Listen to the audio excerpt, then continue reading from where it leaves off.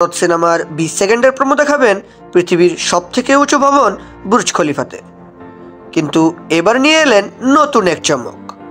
হ্যাঁ ভিউয়ার্স, শুধু 20 সেকেন্ড না, টোটাল 3 মিনিটের জন্য বুর্জ খলিফা দরদের জন্য বুক করা হয়েছে।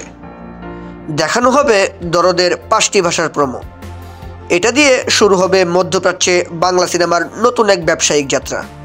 হ্যাঁ, এমনটাই জানিয়েছেন দরদ সিনেমার নির্মাতা পরিচালক অনন্য মামুন।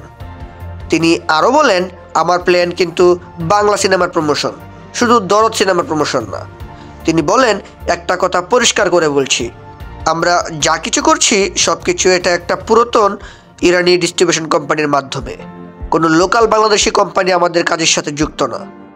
সো ভিউয়ার্স, দরদের প্রোমো এবং আমাদের শাকিব খানকে বুর্জ খলিফাতে দেখার জন্য আপনি কতটা এক্সাইটেড অবশ্যই কমেন্ট করে জানাবেন।